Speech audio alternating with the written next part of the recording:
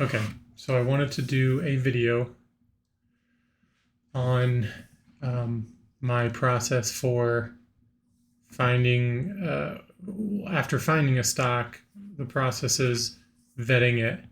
And that means looking at the daily chart all the way down to the minute chart,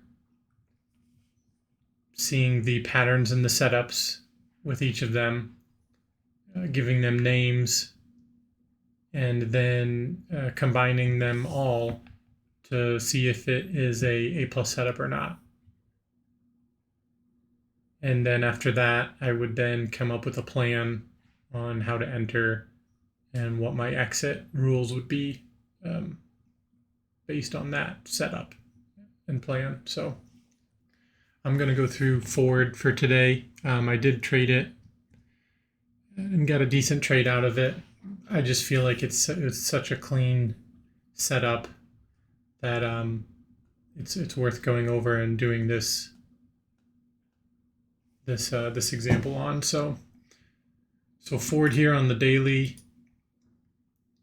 what I would do is I would say, okay, so what does the daily look like? Well, the stock generally has been strong and has been trending up for all year. Just recently, it did create a consolidation in a daily range. That's over a few months, and then it did have a failed breakout, and then it came back into the range. So for a while here, it was just a range near the high all-time high until otherwise. Okay, then first day back after New Year's, had good news. It essentially did a gap and retest, which was a gap up, pulled back for these buyers. They took some profit, and then it broke all-time high. So was looking bullish and was breaking out on a higher time frame. Then on day 2, really big gap, also a gap and retest. So there was a bit of a pullback, and then it was off to the races. Super strong, tons of volume, closing near high of day. So it was looking pretty strong. So then today, price is somewhere near the top here. So what am I trying to trade here? And that's what I'm kind of telling myself. As of right now, the trend is long, and it's still in a long bullish seeking value setup on the daily, right? Then we go to so let's see here. So if we put in, so let's go to the 5-minute here, okay? And so before we go to the trade, this was pretty close to the open here. And so before it opens and before we come up with ideas, we want to we want to look at what happened yesterday. So yesterday was that really big sort of gap and continuation, right? Super strong. And then we finally did have some. So basically what we're trying to do is, if we want to trade here today, we have to look at, are there good levels from yesterday's big move? And the answer is yes, there are. There are really good levels. For the most part, it was going up here. And then eventually it did consolidate. And then it continued up. So right away there, that is your main, that's like your first big level of support here. So I drew a purple line here. Next thing is, it breaks out and keeps going yesterday, right? It gets all the way up here, 24.50, and then that ends up being the highest it goes, right? So that's clearly a level up there. And then you could see there was some decent selling volume after it hit up there. So we had that good, decent selling volume, and then it created sort of value up here. So for the most part, I'm telling myself, overall bullish stock, trend is long. We had the breakout 2 days ago, and then we had an even bigger breakout yesterday, right? So today, even though I might say things like, oh, it's extended, or we need a pullback, etc., that's for right now, I'm not necessarily looking at that. I'm just looking at where are the good levels, and then how could I say, is it a short or a long at those levels? Okay, so I'm not going to say I'm looking for a pullback or an overextension trade just yet. I'm just first dissecting it and finding the good levels. So great levels here, right? You have a really good support here, and then you have a really good high of day, and then you have sort of a midpoint here. So you can draw a bunch of boxes and give a bunch of sort of so basically, if I drew a box here, I would say, well, it was seeking value, and as of right now, value is right here. The most amount of volume came up here. And so for right now, gravity is going to keep it in this area, right? And then I would also say, well, okay, so buyers are in control. Where would buyers stay in control? Well, buyers, to me, would stay in control as long as we are above this purple line. So even if price came down, as long as we hold it, and even if we get through it a little bit and then get right back above, depending on how that pattern plays out, as long as we're above here, buyers are still in control, right? We're not necessarily breaking out yet. We're still in this value area, but we're still bullish from here up until this level. If price happens to get underneath the purple, and it can do that in various different ways. It can break down fast, it can flush, it can break down, retest, and keep going. No matter what, if it's the longer it stays below this purple line, to me, it is in a bearish selling point, right? Now, overall, it's still bullish, right? We just had two big breakout days, sentiment is strong, etc. So bigger time frame bulls are still in control.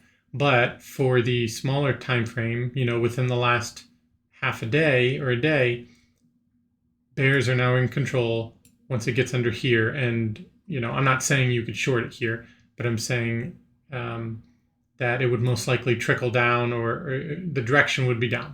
And I don't know where it would go to. But so, these are all different setups that I'm coming up with. And it's really about what is our favorite setup and how do we stick to that setup. That way we can figure out our edge and we can get really specific and intimate with this, one of these areas of the trade. So as long as price stays above here, it's a long bullish stroke still in control. Right here in the midpoint, 24, it's sort of a neutral. And then if we get up here, buyers got it all the way up here. However, I'm not necessarily bullish. I'm more bearish unless price gets above and holds, right? Because you have to say, well, yesterday, once it hit this 24.50, we had many selling candles in a row on decent volume. So there are sellers up here waiting again, whether it was profit taking and or it was shorts coming in.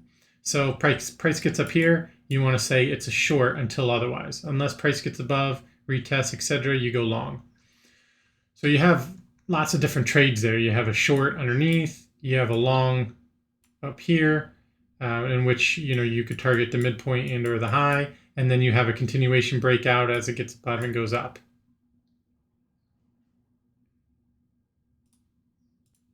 So that's pretty much what happened today. Price sold off at the open. Came down to this purple area. It took a while here, got stuck down here, did get a little bit below, and then got back above. And to me, that was a, sort of just a pullback in the larger uptrend.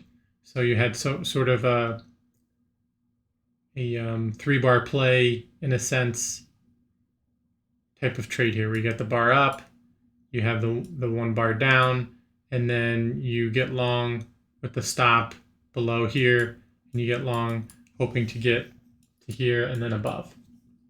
So you can see here that it pretty cleanly went through the inflection area and then had some resistance up here at the 24.50, and then you got one more good pop. And then you can see actually where you had multiple red selling candles in a row. That was the first time after all of this, which was almost majority was green and was buying. You have 4 red 5-minute candles in a row. which isn't necessarily bearish because remember, we're still bullish and buyers are still in control above this general area. And so you can see here it did hold and held and then tried to go up a little bit more and then it went under. And so this could be someone else's setup. Now someone might have been wanting to short this. And I would say the best confirmation is once it gets under here, you can go short. And the goal then would be the other end of the range, which would be back down here. Now, these are pretty big swings. However, when you have a stock that's in play and that's already moving really cleanly and that's also giving you really good levels, that's when you can have more conviction and you can really trade level to level, just like you could have today. So, someone that then waited for it to get back under 24.50 could have gone short here, and or you could have waited for the retest here and then gone short there, and that would have been sort of I would call that an against the trend trade, because I would say the higher time frame daily and the past few days is up, and then we're then shorting it. And because it's still technically, buyers are still in control above here. So it's just sort of, you're just trading this sort of value range and value battle within the overall uptrend. So yeah. Okay, so here's another sort of setup. Here's another setup that I kind of saw, and want to go over the sort of the breakdown on what I needed to do to combine multiple timeframes and setups as well. So IWM generally has been in a range now. A few months ago broke out, then came back in to the range, and ever since has had a lot of volume. So it's honestly been really good to trade. So when it came back in, it had a ton of volume, and when it did that, it created a bunch of good levels that can still be used today. For example, it had a gap, and it still has not filled that gap. And then if you notice here, this gap, the beginning of it, that level can be used as resistance, and it's been used still to this day as resistance. If price ever gets in here and holds and comes up, I'm going to also look at this 228.50-ish as a level as well, as resistance. Really good resistance, honestly. They're both really good levels. And so today, so this is today, this big sell-off day, but so for IWM here, so this level is still resistance, this area, and it has been breached a little bit yesterday, but you can see it still failed. And so today, it didn't reach that area, but we did have some sub-levels, levels that were a little bit not as strong, but decent. And I would say it was this area right here, and that's the 225.70-ish area, 225 to 226. You can see this day, this day, this day, and this day. And so I guess coming into today, if I wanted to trade IWM, even though it wasn't necessarily in play, and that's another thing with, when you're vetting out a stock, there's no gap. It's just an inside day. R-vol's generally lower. It's not going to be as volatile of a price action or trade, and so you're really not going to have the opportunities like you were on Ford today. Ford, just gave you. Yesterday and today gave you so many different opportunities and ways to trade it, long and short. Whereas this trade is more like you want to get as close to this area, this zone, and then you want to play the just sort of the back to value and the kind of the gravity back to VPOC or whatever. And so, so I would mainly say, okay, if I'm going to trade IWM today, it's just going to be a range resistance. If price does get above 227, could I play it long to fill the gap? I guess I could, but I would want to see the pattern that it sets up with. Otherwise, I'd probably just wait for it to come up here and then potentially try to short it from here. And then target would be maybe back down here. I'm not sure about that. So then I would say, okay, it's a range resistance. What is it showing in the pre-market? And actually, if we go to the 5-minute here, you can see here that this 227, this was that area, that really good level. And this was that sub level here that I was saying, this 225.5. Because you can see here yesterday we had a good range resistance trade that you could have gotten close to the open. It was a rising devil. And then when it pulled back, it couldn't get above here, right? So then today price comes up here, and you could potentially play another rising devil short. However, this level isn't quite as good as this level, right? So not as much conviction here, but still short bias. And then you have somewhat of a higher low compression happening on the multi-day range, which you could potentially give that some weight too. So you could say, well, it's a range resistance either here or here. And then if you get it, where does it become even more confirmed? And I would say it becomes more confirmed once it breaks this trend line, and hopefully you see some kind of volume. And I would say then if you had gotten it up here, then it breaks the trend line, see some volume, maybe retests, and then you're super confirmed, and you might even want to add in and get extra heavy.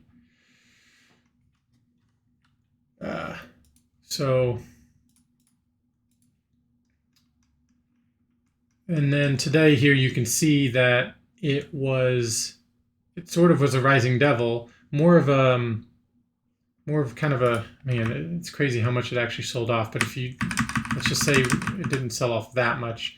And you can see here that it sort of looks like the open the last 2 days, right? Well, actually, no, it's different because this day actually opened, I don't know, somewhere around here. So it actually sold down first, then went straight up, and then you had that resistance back down. But then yesterday was super easy. It opened near the resistance, it got up even higher, and then 20 minutes went by, you had a nice little compression, and then boom, it broke, and then you could just short it. And then today, same thing, you have a bit of a rising devil, however, sort of a mixture of a rising devil with really choppy, tons of wicks. This thing took, an hour, I think, of sort of staying in here to give you some confirmation. And even then it took a while to sort of break that trend line. Not until it really right around here, 2250, is when it just really stayed away and kept going. And so you could have shorted here with a wide stop and then added in here or here, etc. And so that was another range resistance trade. Yeah, so I would say on the higher time frame on the daily, range resistance. On the multi-day range, also range resistance. However, it's not a 10 out of 10 level. The 10 out of 10 level was up here. This is more of an 8 or a 9 out of 10 level. And then what does it give you at the open? Well, it is showing wicks. It is showing some resistance. Maybe you do a wider stop because you're not really sure of the level, and then you can maybe hope to add in later if it does get cleaner. Which in this regard, or in this setup, it actually did get cleaner. Well, it got super clean here when the Fed spoke, but I would say right around here, you could see some new volume coming in, multiple candles in a row, and then it really started going down. You got a little retest, and you could have added in with like another stop, maybe generally above here, and then it would have kept going. You could have just held. And then maybe once the Fed spoke, did another little rising devil, then broke, you could have maybe added in again. for the hopes that this thing is going to continue down. And then you could have zoomed out and maybe tried to find points to where, so then you want to find points of targets, right? I would say this was probably a target. It's a good psychological 220 and 50 cents. And it's sort of the low of this sort of range here. And it was the high of this. And then when you zoom in, let's see if that gave it some difficulty. I guess it did stutter a little bit. And then you got another breakdown. It's just, this is just intense selling today, but I would say that would have been a good target, 220. And then after that, you could have held part of your shares just for a potential continuation, and that's what you got all the way to the close. It kept going. So